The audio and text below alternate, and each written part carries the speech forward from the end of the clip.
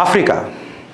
ఈ ఆఫ్రికా దేశాలలో మీరు చూస్తుంటే ఫ్రెండ్స్, ఇలా యావత్ ఆఫ్రికా ప్రపంచ దేశాలలో మనం అన్నీ చూస్తుంటే సనాతన ధర్మం వైపు అడుగులేస్తారు ఫ్రెండ్స్. సనాతన ధర్మం వైపు ఇన్ఫ్యాక్ట్ ఎంతోమంది ఎక్స్ ముస్లింలుగా మారుతున్నారు, సనాతన ధర్మాన్ని ఎంబ్రేస్ చేస్తున్నారు. అట్లాంటి దేశమే ఒకటి ఘనా. ఆఫ్రికాలో చాలా కీలకమైన దేశం ఘనా. అయితే ఘనా ప్రత్యేకత ఏంది గిరీష్? ఇలా సపరేట్గా మాట్లాడుతున్నావు. నువ్వు ఇంతకు ముందు కూడా మోదీ గారు సౌత్ ఆఫ్రికా పోయినరు.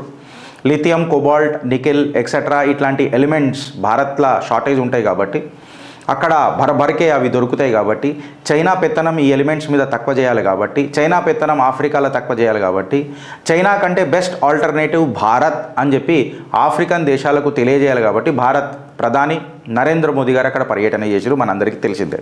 దీని మీద మనం డిస్కస్ కూడా చేసుకున్నాం. ఘనా మీద సపరేట్గా ఇవాళ ఎందుకు మాట్లాడుతున్నావు అని అంటే, ఇవాళ ఆఫ్రికాల సనాతన ధర్మం రూట్స్ కదలడం మొదలెట్టినాయి. ఇన్ఫ్యాక్ట్ ఫస్ట్ కూడా మనం అగర్ ఘనా ఆఫ్రికా ఇది తీసుకొని చూస్తే అక్కడ మన అగ్నిని, మూర్తి పూజను బాగా ఎంకరేజ్ చేస్తుండే అక్కడ ట్రైబ్స్.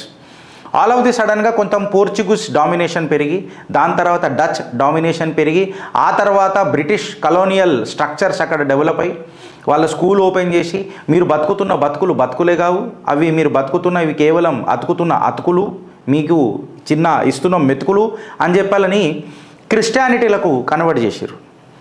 రైస్ బ్యాగ్ ఇచ్చి క్రిస్టియానిటీలకు కన్వర్ట్ చేశారు. ఇక మీకు అర్థమై ఉంటుంది రైస్ బ్యాగ్ కల్చర్ అంటే ఏందో అనేది. క్రిస్టియానిటీకి కన్వర్ట్ చేశారు. ఇవాళ ఘనాల సుమారు 71% క్రిస్టియానిటీ పాపులేషన్ ఉంది and more than 22-25% of the population ఇస్లాం ధర్మాన్ని ఏమంటారు ఆచరించే పాపులేషన్ ఉన్నది.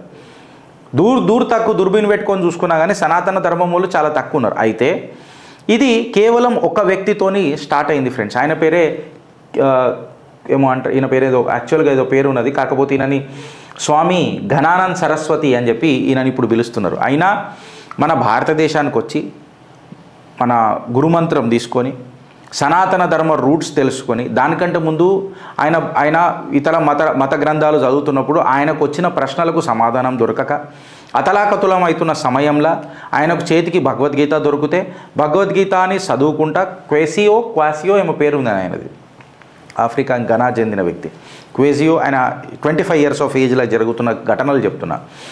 భగవద్గీతలో ఆయనకు కలిగిన ప్రశ్నలకు సమాధానం దొరికి ఆ సమాధానాన్ని వెతుక్కుంటూ భారతదేశానికి వచ్చి అబ్బా భగవద్గీతలో ఇంత మంచిగా ఉన్నదా, నేను భారత్ పోతే ఇంకెంత నేర్చుకోవచ్చు అన్న సదుద్దేశంతో భారత్కు వచ్చి భారత్లో సనాతన ధర్మానికి సనాతన ధర్మకున్న రూట్స్కి కనెక్ట్ అయ్యి ఆయన ఇవాళ ఘనానంద సరస్వతి లెక్క పేరు తెచ్చుకొని తిరిగి ఘనా పోయి అక్కడ ఫస్ట్ ఒక టెంపుల్ స్టార్ట్ చేసి అక్కడ పూజలు స్టార్ట్ చేసి ఇవాళ అక్కడ సుమారు మోర్ దెన్ 2.5 lakhs 1.5 lakhs సనాతన ధర్మాన్ని ఎంబ్రేస్ చేస్తున్నారు అంటే మీరు నమ్ముతారా?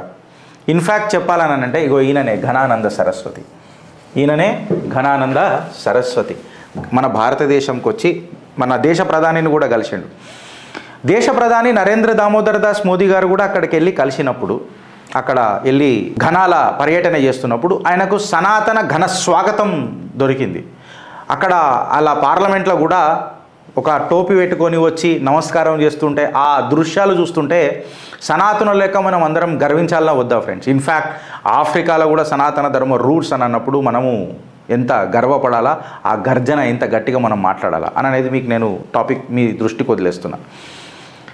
ఇవాళ ఘనాల కేవలం ఘనానంద సరస్వతి గారు అలాని మతాలకు తీసుకొని వచ్చి ₹1 పైసలు ఇవ్వలే, ఒక రైస్ బ్యాగ్ ఇవ్వలే. కేవలం వాళ్ళ జీవితాల ప్రశ్నలకు సమాధానం ఇచ్చుడే సనాతనం. ఏదో చూమంతర ఖాళీ అని ఇట్లా చెప్పేసి మీ కష్టాలను దూరం చేసుడు కాదు. కర్మను ఎవడు దూరం చేయలేడు, నువ్వు అనుభవించాల్సిందే. ఇది సాక్షాత్తు ఆ పరంధాముడు కూడా చెప్తాడు, నేను అనుభవించిన నా కర్మను నేను అనుభవించిన. ఇన్ఫ్యాక్ట్ ఆ సన్నివేశం between the Krishna and Karna. So నువ్వు కర్మను ఎప్పుడు పోస్ట్పోన్ చేయలేవు. అందులో పరిస్థితి ఏముంటుందనంటే నువ్వు డైనోసార్ వచ్చి గుట్టేది ఆ పరమేశ్వరుని నువ్వు ధ్యానిస్తే పర్హాప్స్ అదొక గండు చీమతో పోతుందవచ్చు, బట్ కర్మ ఆ నొప్పి నువ్వు అనుభవించాల్సిందే, whether it is good or bad. And సనాతన ధర్మాన్ని మనం కంప్లీట్గా చూస్తే ఎన్నోసార్లు మనం చిత్రగుప్తులో మాట్లాడుకున్నాం, మాట్లాడుకోవాలి కూడా. నీ ధర్మం నీ డ్యూటీని డిఫైన్ చేస్తుంది, నీ డ్యూటీ నీ కర్మని డిఫైన్ చేస్తుంది, నీ కర్మ మోక్షాన్ని డిఫైన్ చేస్తుంది. సో అబ్సల్యూట్గా సనాతన ధర్మం అనేది వే ఆఫ్ లైఫ్ అనేది ఇలా కాదా, ఇలా యావత్ ప్రపంచం దానికి జై కొడతలేదా? మీరు బ్రాజిలే తీసుకోండి, మీరు ఇన్ఫ్యాక్ట్ మనము గల్ఫ్ కంట్రీస్లలో కూడా దేవాలయాలు చూస్తున్నాం. కేవలం ఇలా కేవలం మేడం మీకు ఇక్కడ హిందూయిజంకి వచ్చేసి గుళ్ళలో గంట కొట్టుడే కాదు, మంత్రోచ్చారణలు కనబడతాయి మీకు, గణేష్ చతుర్థి కనబడుతుంది మీకు, అక్కడ ప్రొసెషన్స్ కనబడతాయి మీకు, హిందూ పెళ్ళిళ్ళు కనబడతాయి మీకు ఘనాలు ఇవాళ. సో ఘనంగా సనాతన ధర్మాన్ని యాక్సెప్ట్ చేసినందుకు ఇవాళ సనాతన ధర్మంలో మనం పుట్టిన ప్రతి ఒక్కరం నిజంగా దీని మీద గర్వించాలని చెప్పి కోరుతూ ఫ్రెండ్స్, దీని మీద రీసెర్చ్ ఇంకా మీరు బాగా చేస్తే కొంచెం డేటా కంటెంట్ మీరు ఇవ్వాలని చెప్పి కోరుతూ, ఇది ఇంకా నలుగురికి చెప్పాలి అని చెప్పి నేను చెప్తున్నాను. బికాజ్ కొన్ని మతాలలోకి వచ్చిన తర్వాత ఎవరైతే ఆ మతాలు వదిలిపెట్టి బయటకు వస్తున్నారో, whether it may be X Muslims, వాళ్ళు అంటున్నారు ఏంటంటే ఇంత వైలెంట్ రిలీజనా, ఇంత వైలెన్స్ ఉన్నదా మా దాంట్లో అని ఎక్స్ ముస్లిమ్స్ ఎన్నోసార్లు మాట్లాడడం చూసినాం. అదే ఎప్పుడైతే హిందూ ధర్మాన్ని ఎవరైతే ఎంబ్రేస్ చేస్తున్నారో వాళ్ళు ఎవరు కూడా ఇది ఒక వైలెంట్ రిలీజన్ అని చెప్పి చెప్పలే.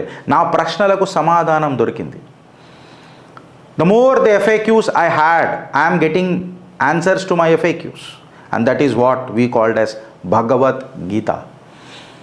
The communication between the Bhagavan and a normal human being, Bhagavad Gita. Samvad Vivad భగవత్, దేవుడు మాట్లాడిన. అండ్ ఇన్ఫ్యాక్ట్ ప్రతిసారి సనాతన ధర్మంలో ఇగో ఇట్లుంటుంది నువ్వు ఇట్లా పాటించు అని ఎన్నడూ కూడా మాట్లాడాడు మీతో. నువ్వు ఆర్గ్యూ చేయి, నేను నిన్ను కన్విన్స్ చేస్తా, డిబేట్ కోదాం దా. మన జగద్గురు ఆది శంకరాచార్యుల వారు కూడా సంవాద్ చేసి ఆర్గ్యుమెంట్ చేసి కన్విన్స్ చేసి ఓడిపోతే నువ్వు దా నా దగ్గరికి అని చెప్పి ఇంక్లూజివ్ అప్రోచ్. ఇది మన సనాతనం.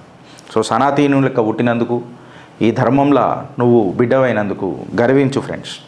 భారత్ మాతాకి జై.